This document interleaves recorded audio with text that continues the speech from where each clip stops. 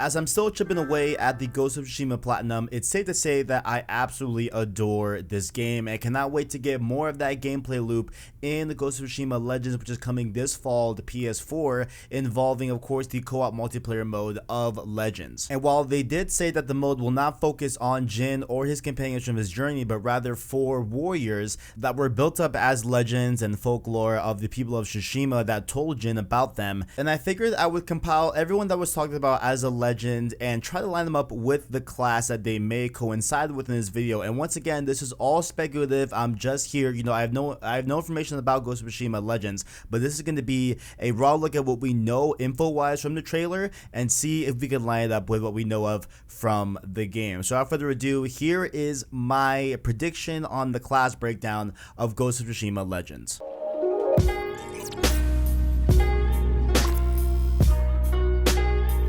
I think the best place to start here is to look at what exactly was said by the game designer at Sucker Punch Productions that was posted on the PlayStation blog that unveiled Ghost of Tsushima Legends. And if you guys want to follow along, there's a link below in the description if you guys want to read it for yourselves. But it said here that Legends is an entirely new experience. It's a separate mode that doesn't follow Jin or the companions like we said before, but instead focuses on 4 warriors who have been built up as legends in stories told by the people of Tsushima. I think that's very important to know here because we're going to go over a lot of different people that were talked about in the game, but not a lot of them were told by the people of Tsushima in terms of like a story and like a legend aspect, like from back in the day, from like a previous time, etc. On top of all that, given the little bits of gameplay that we got in the official trailer for the announcement of this whole mode, we have 4 different classes as said on the PlayStation blog that line up with what we saw in the gameplay. So we have a samurai, an assassin,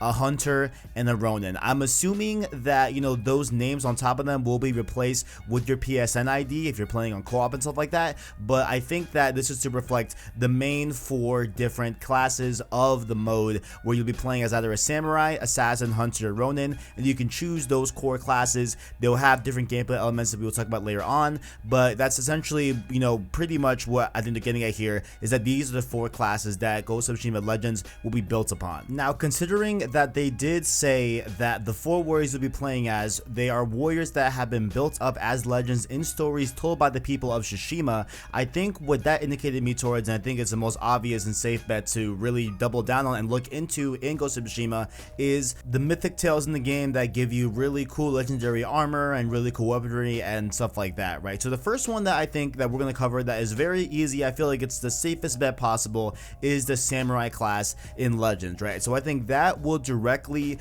be influenced off of Gosaku, who he was a person that was a farmer, and these bandits kept attacking his farms and I think other farms around the village, and eventually, Gosaku found this dead samurai with this really cool looking armor set, and he felt that it called to him, and he wore it, and then was able to slay the other bandits and defend his home and stuff like that, and became, once again, a legendary samurai based off of that dead samurai's armor. And so that one I think is a very clear bet. There is no other mythic tale that kind of matches that core emphasis on a samurai, so I really do feel that Gosaku is clearly inspired by the samurai class, and that's who we'll be playing as on the samurai class. I think that one's a safe bet overall. Next up, we'll go over the second one that I think is pretty much uncontested and probably could be if you look maybe more into it, perhaps, I don't know, but I think this one is also another safe bet in the same vein as Gosaku was with the samurai class. Next up, we're talking about the Ronin class, right? So I think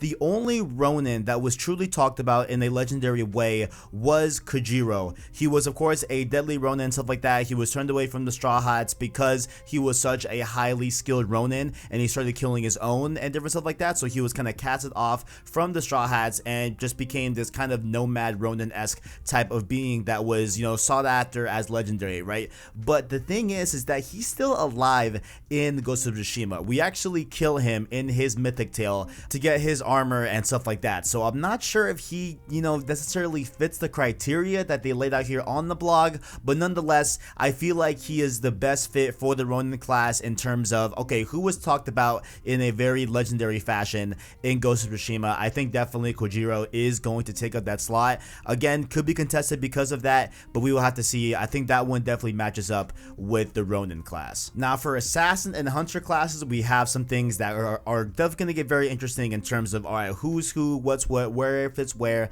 I think I figured it out, guys. No worries, right? So here we go. Let's start with the hunter class, right? So the hunter class, I believe that's going to focus on bow and arrow. As we see in the screenshot here on screen, we see that the hunter has a bow and arrow and a quiver, sack, all that good stuff, whatever. You know, it's clear that she is definitely one to be skilled with a bow and arrow in terms of the 4 classes in the Legends, right? So I think there are 2 different possibilities that this could fall under. It's either Tadayori or Uchitsuna, right? And so both of these were both revered as legendary archers in their time. If you look closely at the story of Tadayori, he was of course a great archer. He was the greatest archer of all time during his era of Tsushima, and he defended Azamo Bay against bandits and stuff like that single-handedly with his bow and arrow. And you know, for doing his quest line, you do get his legendary armor. So that one seems like it's a very you know, one that would definitely match the hunter class, and seems that like that would be definitely a good fit.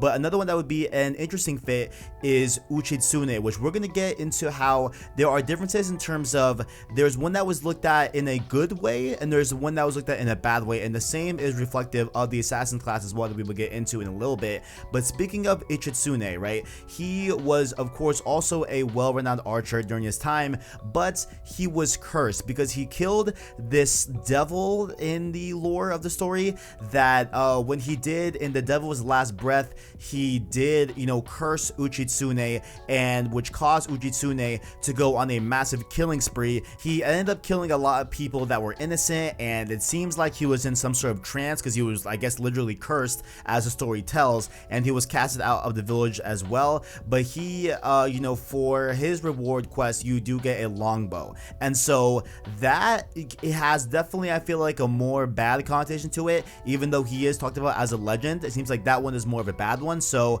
I'm gonna put both of them under the hunter class, and I have a theory as to why we may see duplicates in a given class on the full release of Legends, but we will get to that after we cover the assassin class, because we see a very similar type of reflection with the assassin class as well. So with the assassin's class, we have Shigenoi, which I think is going to be the main assassin, right? So his tale was that he was the fastest swordsman in all of Tsushima, and if you don't recall his mythic tale quest, it was actually the Heavenly Strike class, because this was the man that developed the Heavenly Strike type of ability, and he never lost a swords battle. As of, you know, the whole tale tells, he never lost because of that Heavenly Strike. So I feel like an assassin would be that type of person to be able to do something really quickly. And if you guys know the Heavenly Strike, it's a very quick, very effective type of move that is just a side swipe, you know what I'm saying? And it's definitely something that I feel like an assassin would do overall. It's not necessarily sneaky, but it is high speed and intensity. So I think that that would be a very good fit for the assassin's class. But the opposite reflective of Shigenoi, someone that was looked at more of a negative connotation as a bad type of reflection, as on the hunter class, like we talked about before, we have Tadayori, who was the more good looked at one, and we have Uchitsune, who was looked at more of a bad type of hunter. Here we have the bad assassin, which is Yari Kawa. So Yari Kawa was the most skilled swordsman in his time, and during his time, one lord was taught every generation the Dance of Wrath, which is of course that multi-hit, really fast type of move that can really land a lot of damage on 3 different enemies of your choosing when you enable the Dance of Wrath. So as the legend goes, Lord Yarikawa went against the Shimura clan, of course Lord Shimura, and in a rebellion he killed Lord Shimura's father and brothers with the Dance of Wrath. And then following that, Lord Shimura and the whole Shimura clan partnered up with Clan Sakai to take down and kill and executed Yarikawa. So again, that whole tale kind of has a negative slant to it, which is why I think that, you know, if we're going by the same logic of the hunter class, I think that the assassin's class might have that same type of deal where there is a more good, you know, looked at legendary character, which is of course Shigenoi, and then the more negative connotation, which is Yarikawa. I think that matches up as well. And Dance of Wrath and Heavenly Strike definitely seem like they're going to be more of an assassin type of, you know, combat thing to use in Ghost of Tsushima Legends. So I think that they would be a good fit for the assassin class. And maybe in regard to the assassin and hunter class, maybe they just do the main ones that I'm thinking, which is of course Tadayori for hunter class and Shigenoi on the the assassin class side of things and just don't do the duplicates, which would be for the assassin class Yari Kawa and for the hunter class Uchitsune. Like maybe they don't even bring up Yari Kawa and Uchitsune, or maybe they introduce a secondary or third or fourth to all the classes to let you pick, you know, which archetype you would like or which, you know, equipment would you like, in quotes, you know what I'm saying? Maybe they'll do it that way, you know, but we will have to see when the full, you know, whole thing launches. But I did want to go over what I think the core description for all of the classes will be, given all this information, you know, going into all of the legends of the mythic tales and seeing where they all line up, historically speaking, from what we have been given information wise, and go over what the overall kind of description for each class will be and how they will be playing and built off of moving forward. So I think, definitively speaking, the samurai class is going to be the standard class, mostly like the combat scene in the main game of Ghost of Tsushima, the well-rounded class, if you will. The assassin class will be the ghost-like class that can sneak around and use stealth tactics to his advantage, from kunais to smoke bombs, etc. Like, he's going to be definitely the one that is going behind enemy lines and really laying down that damage. The hunter class is going to be the archer class, in my opinion. It will be tuned to hit enemies at range using the longbow and overall be much more proficient with the bows and just overall with engagements that are over long distances. And lastly, the Ronin class is interesting because I'm not sure about this one, but I do think that it will be the power class. I think this one will be the class that will be designed to hit hard and pack a lot of punch at the detriment of not having a ton of armor and being able to be killed easily. I think that this will be more of like a DPS class and a shooter, and he'll be vulnerable as it's kind of, you know, offset balancing purposes of him being so powerful in terms of damage up front. And so guys, that was a lot of info, but I think that is what we're looking at in terms of Ghost of Tsushima Legends. But most importantly, what do you guys think in the comments below? Do you guys think that anything is out of order here? Do you think that I messed up on one of the legends? Do you think that I'm missing something in the game that you remember or know and that I just didn't bring up? Let me know your thoughts down in the comments below. And make sure also, while you are down there, to check out our description where you can find links to our Twitter, Discord server, as well as our Anchor link. That way you can listen to our long form content and podcast format. Those, of course, being Road to PS5, where we go over PS5 news and topics up until the release of PS5, and other Road to podcasts dedicated to your favorite